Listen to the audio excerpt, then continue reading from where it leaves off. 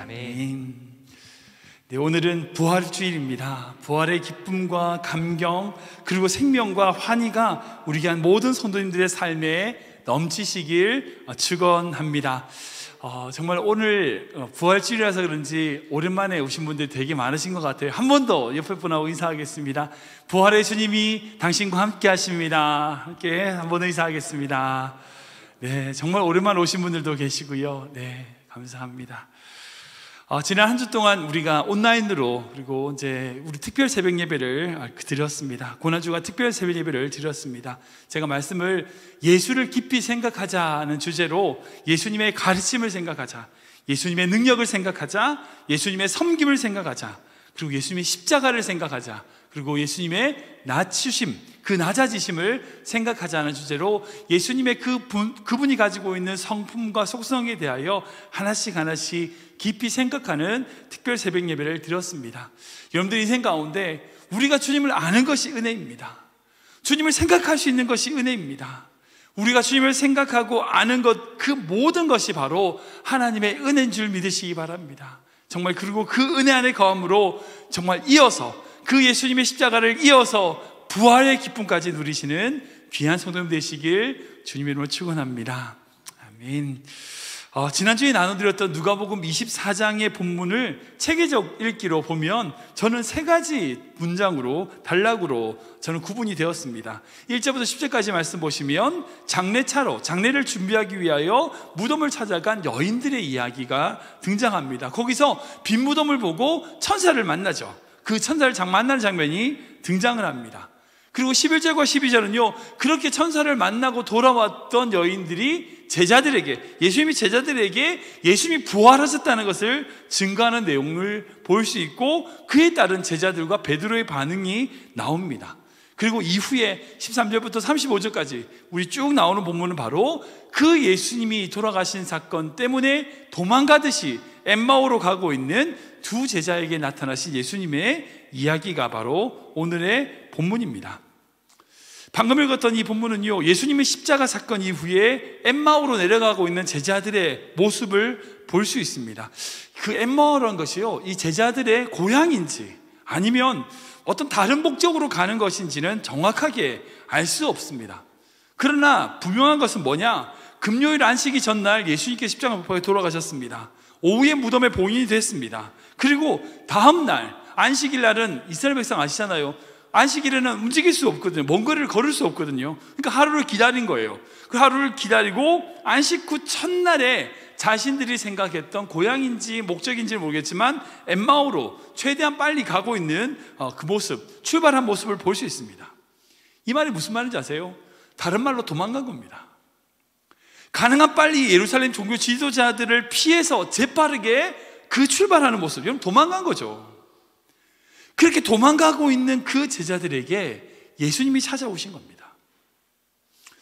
여러분들, 우리가 성경의 이야기를 잘 보면 알지만 사실 이 제자들이 예수님이 처음 예루살렘에 올라갔을 때에 얼마나 큰 희망이 있었을까요? 지난주에 나눈 것처럼 막 이스라엘 백성들이 막 종려나무까지 흔들면서 호산나 호산나 다윗의 자손이여라고 막 환호성을 할 때 막 어깨에 막 힘주고 그러고 예루살렘 들어갔었다고요. 이제 마치 모든 걸 다 이룬 것 같았습니다.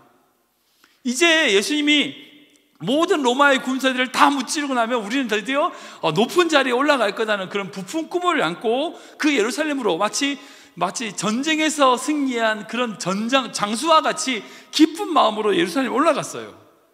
그런데 일주일도 채 되지 않아서 예수님이 십자가 못 박혀 돌아가신 겁니다. 예수님 십자가에 죽여버리신 거예요. 그리고 그 예수님을 피하고 죽인 그 종교 지도자를 피해서 도망가고 있는 지금 제자들의 마음, 여러분 그 마음이 어떨까요? 어떤 마음이었을까요? 실패와 좌절과 낙심으로 걸어가고 있는 길이었을 겁니다. 우리 인생에도 그런 때가 있죠. 마치 이제 우리가 시작할 때 보면 그런 거 있잖아요. 이제 모든 계획을 다 이룬 것처럼 이제 시작이 반이라 그러고 시작했으니까 다 한 것 같이 시작할 때는 뭔가를 한 것처럼 하지만 결국 자기가 시작했던 것을 이루지 못하고 실패하면서 본래의 자리로 되돌아가는 그런 상황들 우리 한 번씩 경험해 보셨을 겁니다. 지금 제가 딱 그런 심정인 거예요. 실컷 예수님을 쫓아다니면서 살아왔는데 몇 년 동안의 시간이 도루묵돼서 다시 원인신 거죠. 자기의 자리로, 실패의 자리로 돌아가고 있는 그들의 모습을 볼 수 있습니다. 그런데 놀라운 것, 그렇게 실패의 자리로 돌아가고 있는 그들에게 우리 예수님이 찾아가셨어요.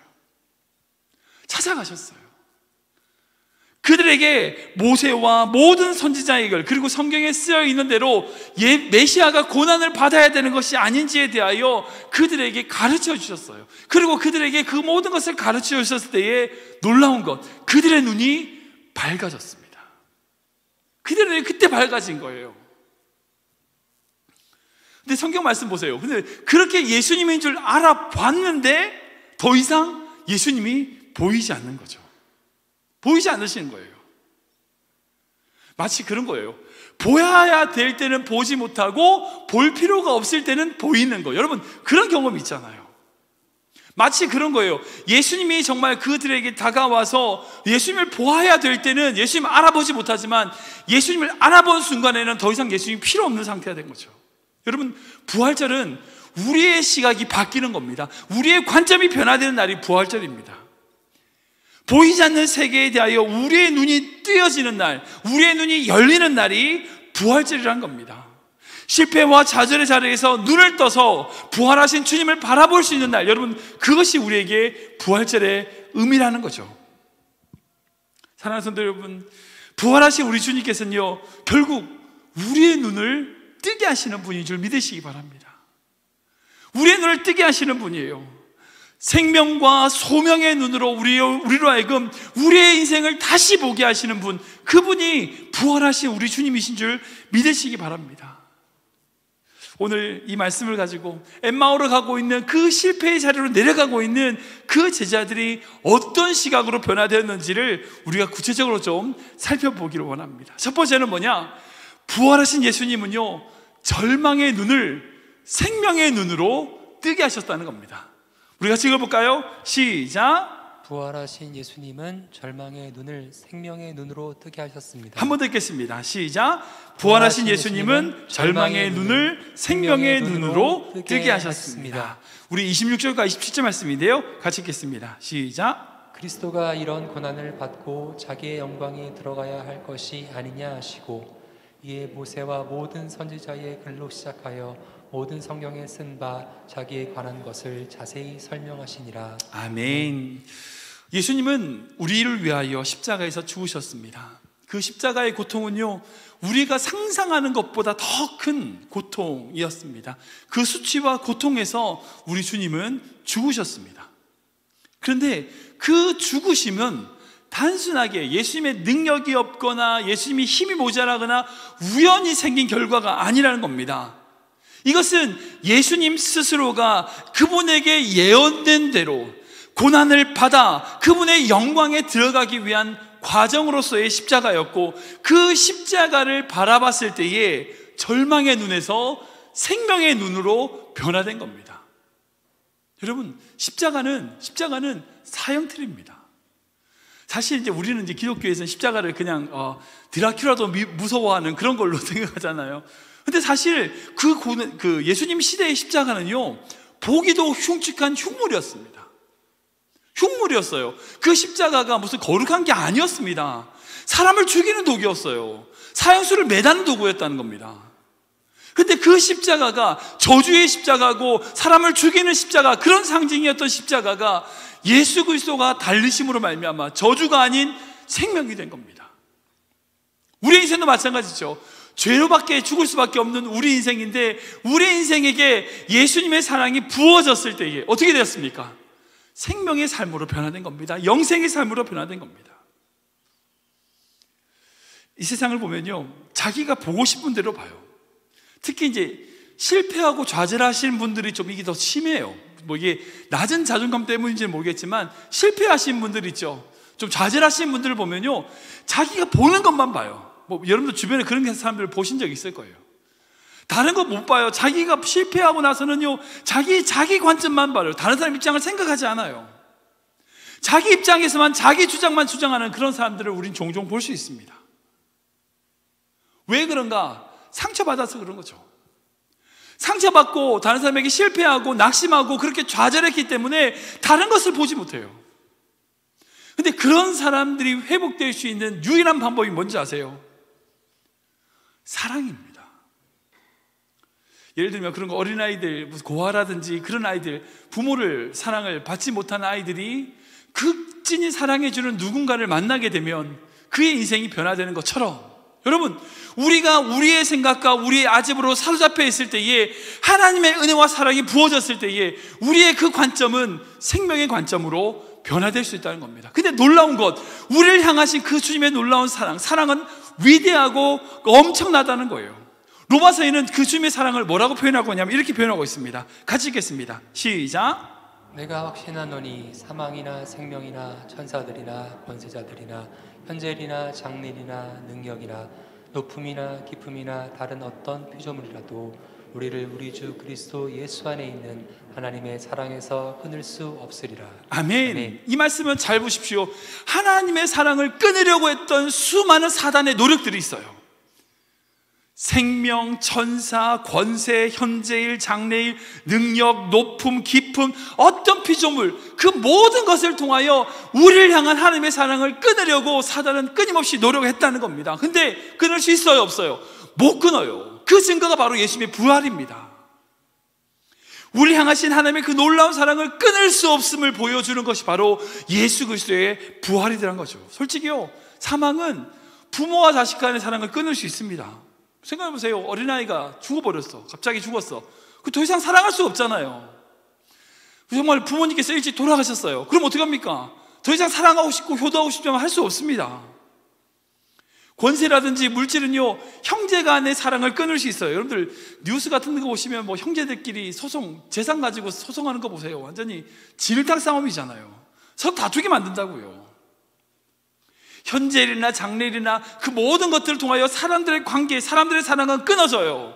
그러나 사랑하는 성도 여러분, 우리를 향하신 하나님의 사랑은 절대 끊어지지 않습니다.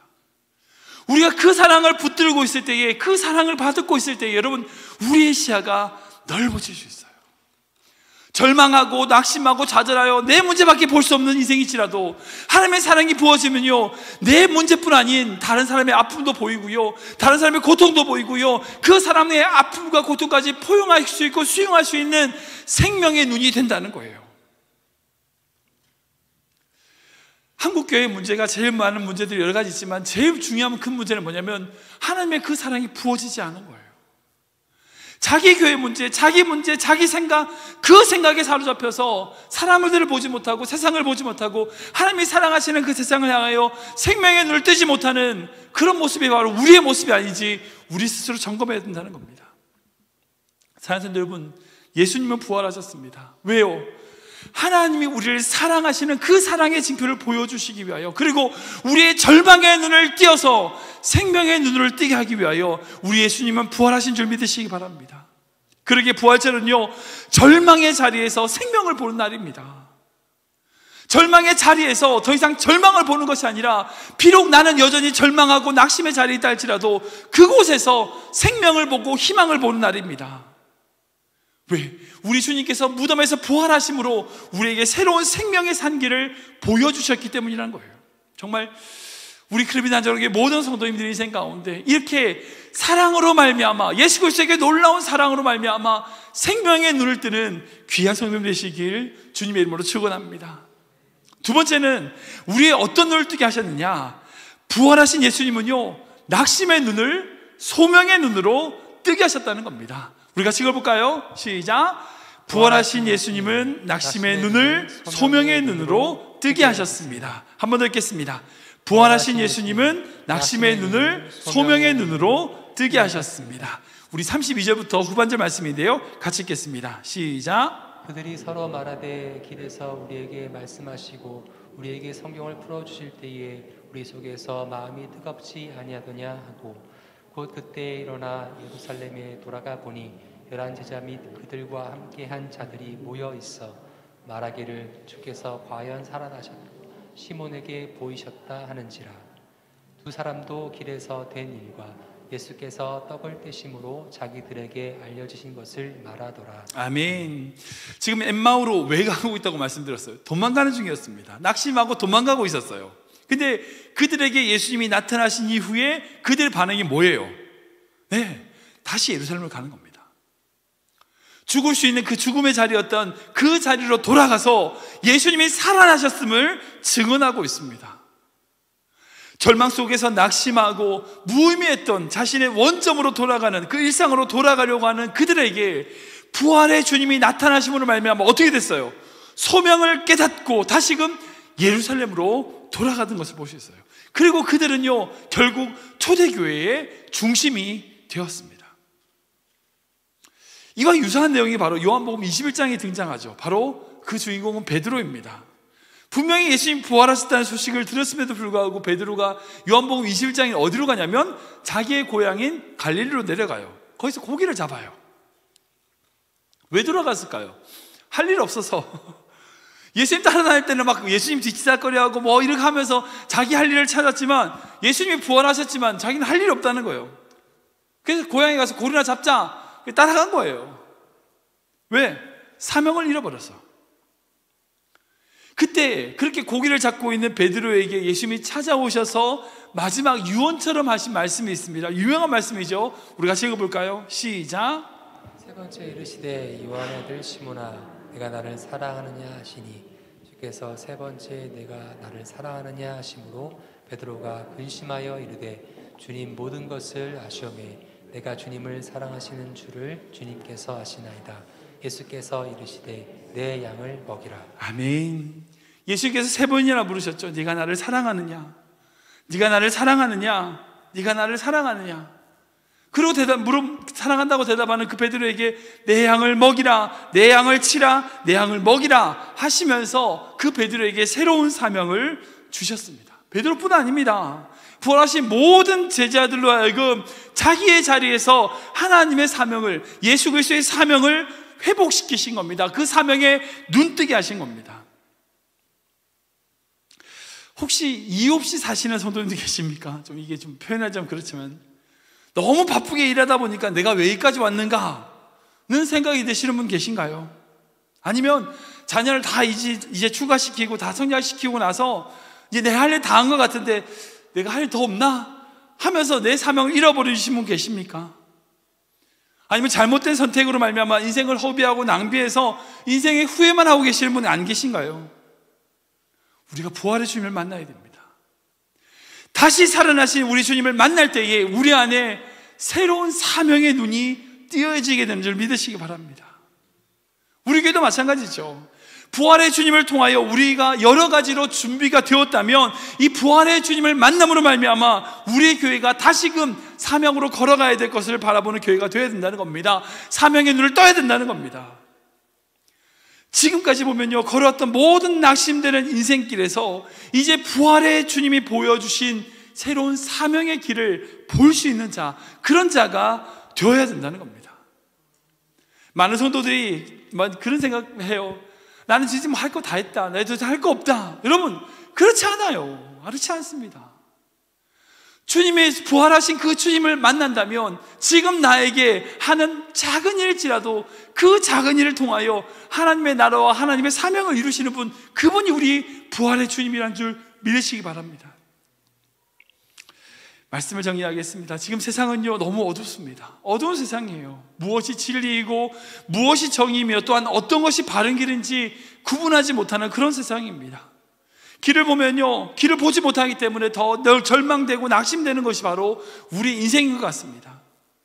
그러나 이 부활절에 우리는 부활의 주님을 만남으로 우리의 눈을 밝혀야 됩니다. 눈을 떠야만 합니다. 부활의 주님을 만나면요 더 이상 절망이 아닌 생명을, 낙심이 아닌 소명을 보게 될 줄 믿으시기 바랍니다. 이것이 기독교에서 말하는 부활입니다. 이것이 기독교에서 말하는 부활입니다. 다른 어떤 것이 아니라 바로 우리의 눈을 뜨게 함으로 우리로 하여금 생명으로 소명으로 걸어갈 수 있는 한 걸음 한 걸음 나아갈 수 있도록 만드시는 것, 여러분, 이것이 바로 주님의 부활이라는 거죠. 근데 많은 성도님들이 예수님의 부활에 대하여 인식하는 분 중에 이렇게 생각하시는 분이 있어요. 예수님의 부활은 예수님의 십자가는 우리의 죄를 대속하기 위하여 죽으셨어. 그러니까 십자가로 우리의 모든 죄가 다 해결됐으니까 예수님은 굳이 죽음에 계실 필요가 없으니까 거기에 머물지 않고 부활하셨다. 즉 예수님의 십자가는 우리를 위한 십자가지만 예수님의 부활은 예수님을 위해서 부활하셨다라고 생각하시는 분이 계신 것 같아요. 여러분, 그렇지 않아요. 성경에 이렇게 기록되어 있거든요. 같이 읽겠습니다. 시작. 우리가 범죄한 것 때문에 내줌이 되고 또한 우리를 의롭다 하시기 위하여 살아나셨느니라. 아멘, 아멘. 예수님의 그 죽으심, 우리 내어줌은 우리의 범죄, 우리의 죄악 때문이며 또한 우리를 의롭다 하시기 위하여 살아나셨다, 부활하셨다라고 말씀하고 있어요. 그러니까 예수님은요, 예수님 자신을 위하여 부활하신 게 아니에요. 더 이상 죽음에 머물러 있을 필요가 없기 때문에 부활하신 것이 아니라 우리를 위하여 부활하셨다는 겁니다. 예수님이 십자가와 마찬가지로 우리를 의롭다 하시기 위하여 부활하셨어요. 만약 예수님이 그 죽음에 머물러 계시는 것이 우리에게 더 유익했다면 예수님은 지금도 죽음에 머물러 계셨을 겁니다. 왜냐고요? 예수님의 생애를 보면 알죠. 예수님의 모든 삶은 바로 우리를 위한 삶이셨어요. 모든 것, 아니 숨쉬는 모든 것까지도 우리를 위해 사셨던 분이 바로 우리 예수님이시라는 거죠. 그러기에 예수님은 우리를 위하여 부활하셨어요. 왜? 우리의 눈을 뜨게 하기 위하여. 절망에 눈 멀어 있는 우리에게 생명의 눈을 뜨게 하기 위하여, 낙심의 눈에 멀어 있는 우리에게 새로운 소명의 눈을 뜨게 하기 위하여 우리 예수님이 부활하셨다는 겁니다. 정말 그러기에 우리 그리스도인의 모든 성도님들이 이 부활절에 여러분의 눈을 좀 뜨기를 원합니다. 안경 다시 맞추세요. 말씀을 안경 맞추십시오. 여러분들 새로운 길을 보셔야 됩니다. 우리에게 허락하신 하나님의 새로운 길을 바라보셔야 됩니다. 우리가 이 부활절에 그 주님을 보기 원합니다 라고 고백할 수 있는 우리의 모든 성도님 되시길 주님의 이름으로 축원합니다. 우리를 위하여 십자가를 지신 주님, 그리고 우리를 위하여 부활하신 예수님을 찬양합니다. 우리를 위하여 십자가의 모든 고난을 당하셨기에, 우리를 위하여 자신의 생명을 온전히 주셨기에 우리가 다시 살고 우리가 온전한 소명의 자리로 나아간 줄 믿습니다.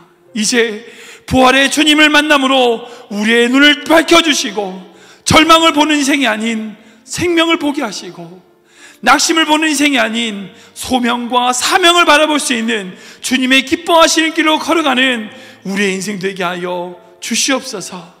우리 자녀들 또한 그런 믿음으로 자신들의 인생을 살아갈 수 있도록 하나님 붙들어 주시옵소서. 우리 교회 또한 그런 교회 될 수 있도록 주님 함께하여 주시옵소서. 감사하며 예수님의 이름으로 기도하옵나이다.